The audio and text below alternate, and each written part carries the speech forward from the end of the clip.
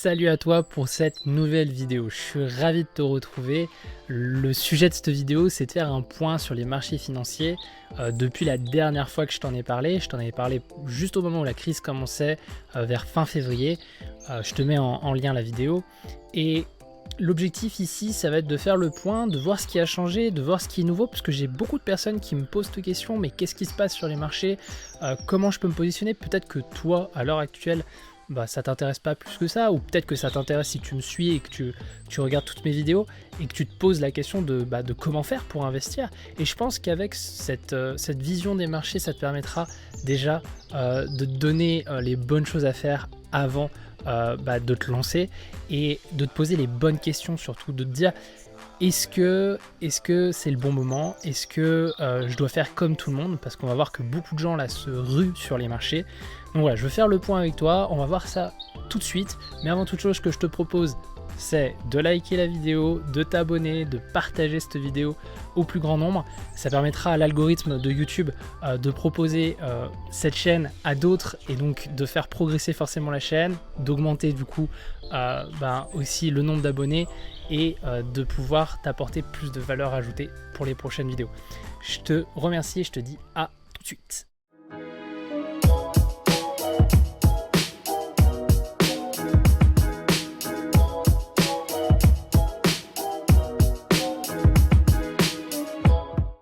Ok, du coup par rapport à ce point de marché, ce que je voulais te dire déjà, c'est le constat après ces 1 mois et demi qui se sont passés, c'est que on a remarqué donc que 3/4 des hedge funds, un hedge fund, tu sais, c'est les fonds de placement pour les particuliers. Tu en as beaucoup aux États-Unis par exemple, mais tu en as aussi quelques-uns en France, qui permettent de placer de l'argent. Et comme le nom de l'indique, un hedge fund, hedge ça veut dire se couvrir, c'est pour en fait avoir une gestion active de tes investissements, de ton argent. Et donc du coup un hedge fund techniquement doit faire des performances qui sont meilleures que le marché. En tout cas c'est ce qu'il essaye de faire. À l'heure actuelle, 75% des hedge funds ont fait les pires baisses de leur histoire. Même des personnes comme Warren Buffett, qui est l'un des plus grands investisseurs, ou comme Ray Dalio, ont perdu énormément d'argent. Je te mets juste là normalement, un petit article, tu verras, tu l'auras en lien sous la description. Et pourtant, à côté de ça, il y a plein de nouveaux, de débutants qui décident de se lancer. Regarde, je te mets ça juste là. Tu as plein de particuliers qui ouvrent un compte, un PEA, un compte titre pour pouvoir investir. C'est super intéressant de voir ces statistiques, de voir que 75% des hedge funds se cassent la gueule et pourtant tu as énormément de particuliers qui décident que c'est le bon moment pour investir.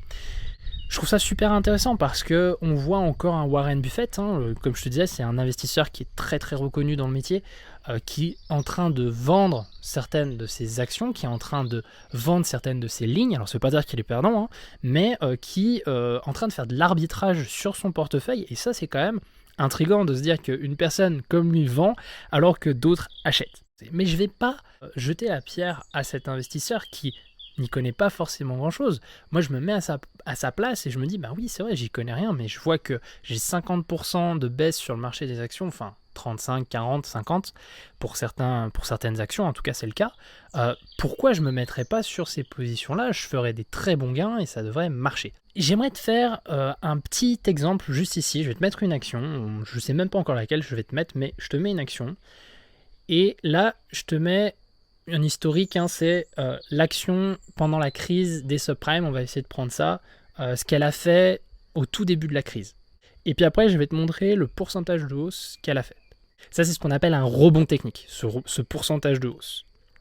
C'est un rebond technique. Parce que là, je vais te poser la question. Est-ce que tu penses sincèrement que là, l'action va remonter? Est-ce que tu penses que c'est bon, c'est fini?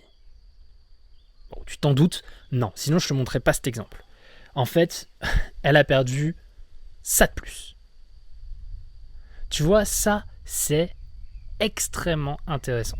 C'est-à-dire que on a ce qu'on appelle un phénomène qui arrive, c'est le phénomène FOMO, Fear of Missing Out. C'est-à-dire que les investisseurs ont peur de rater le coche, ont peur de rater le train. Ils ont peur de louper tout cet argent sur les marchés. Et c'est là où on a ce phénomène-là ce rebond technique qui peut vraiment te, te ruiner. Hein. Si tu investis tout sur une même action, c'est impossible que tu y arrives. J'essaie de me mettre dans la position de la personne qui investit et je me dis que voilà, il doit se dire c'est un choc conjoncturel, c'est-à-dire que ça va passer.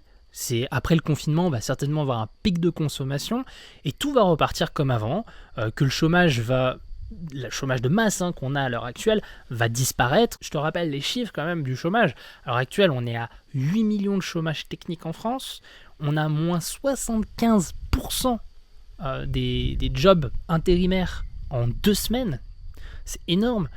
On a 26,4 millions de chômeurs aux États-Unis. Enfin bref, des chiffres records qui n'ont jamais été atteints. Mais je peux comprendre, c'est vrai. Si on reconsomme, si c'est un choc juste conjoncturel, c'est vrai. Pourquoi pas que ce chômage disparaisse, que la consommation reparte et que on revienne finalement sur avant la crise. Ça paraît très logique. Du coup, j'aimerais te poser quand même des questions. Je me pose moi ces questions. Est-ce que tu penses sincèrement, mets-le-moi en commentaire si toi tu penses que oui, mais est-ce que tu penses qu'après le confinement, le tourisme va reprendre comme si de rien n'était? Est-ce que tu penses que les restaurants vont rouvrir assez rapidement? Est-ce que tu penses que le secteur aérien va commencer à se remplir, va commencer à faire énormément de vols? Est-ce que tu penses que les gens voudront consommer comme avant et rapidement pour relancer l'économie? Je pense qu'il faut rester humble par rapport à tout ça, au vu des performances des autres hedge funds, des autres fonds, et en plus sur le fait qu'on est sur la fin d'un cycle, un cycle important.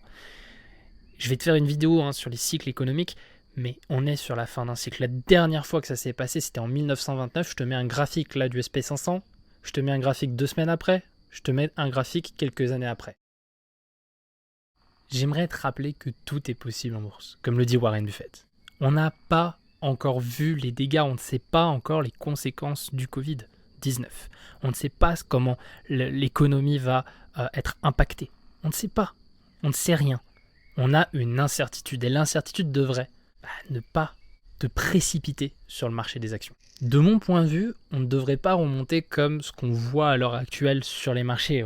Voilà ce qu'on a à l'heure actuelle. C'est impressionnant. C'est impressionnant. On n'a jamais vu ça. C'est historique. Une remontée comme ça, en 1 mois et demi.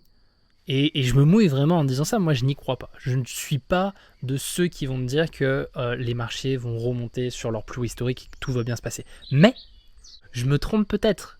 Le marché peut rester aveugle face à l'euphorie, face à tout l'argent que les banques centrales mettent à disposition pour tout simplement soutenir l'économie. Peut-être que ça va continuer comme ça a continué depuis 10 ans. Et peut-être qu'on aura une distorsion entre l'économie réelle, qui est déjà bien présente, et l'économie de marché, qui a toujours eu lieu. Mais jusqu'à quand? Jusqu'à quand ça va durer? Jusqu'à quand le marché va rester aveugle? Seul l'avenir nous le dira. Les marchés ont toujours raison. De toute façon, les marchés ont toujours raison. Et il y a zéro certitude. Finalement, si tu devais retenir une chose sur cette vidéo, c'est tout simplement qu'il va falloir que tu te formes et il va falloir être patient.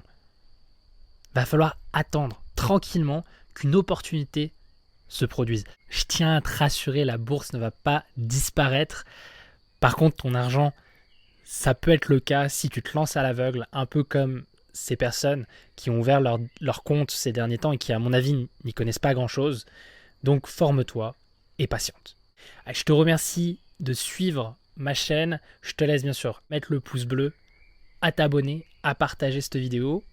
Je te rappelle, l'échec n'existe pas. Soit tu réussis, soit tu apprends. C'était François. Do it yourself.